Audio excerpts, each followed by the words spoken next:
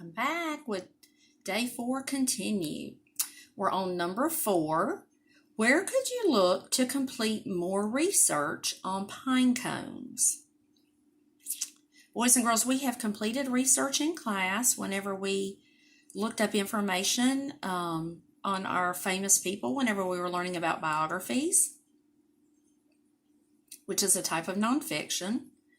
We did research whenever we wrote our informational text on a topic of your choice. Some of you chose to write about Native Americans. Some of you chose to write about the 5 regions of South Carolina, some of the topics that we had already learned and studied about. So these were topics that you were experts on. Whenever we do research, we have to look in informational text to find out more about those topics.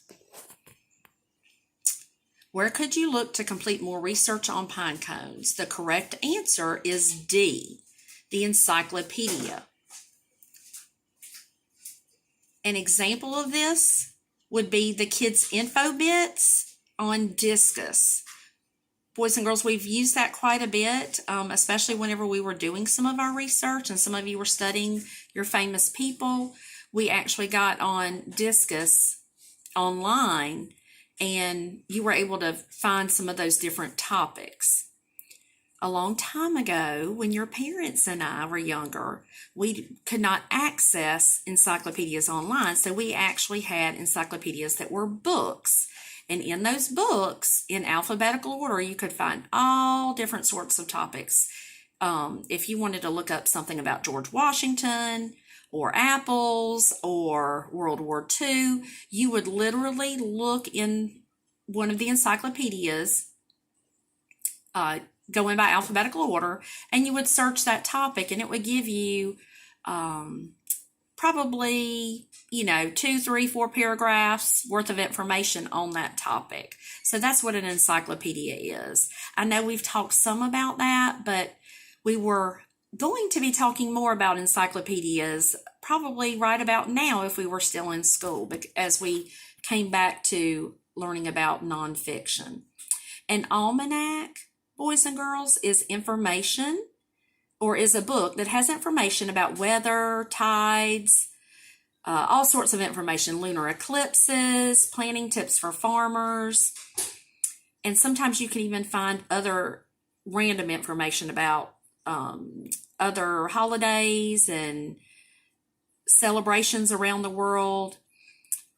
Dictionary, of course, you should be familiar with. The Rotary Club came and brought all of you a dictionary, which has definitions of words, thousands of words in alphabetical order. And then an atlas is a book that has different maps in it. It might be local maps, like maps of South Carolina, but it could also be world maps or maps of our nation, such as the United States. So an atlas would be a book of maps. Number 5, the author used the following line. So take note of the pine cones you see on the ground. They hold treasures inside. What are the treasures the author is referring to? How do you know? Use evidence from the text to support your answer. Miss Clyott wrote, the author is referring to the seeds as being a treasure. The text states that the seeds grow new pine trees and the animals need the seeds for food.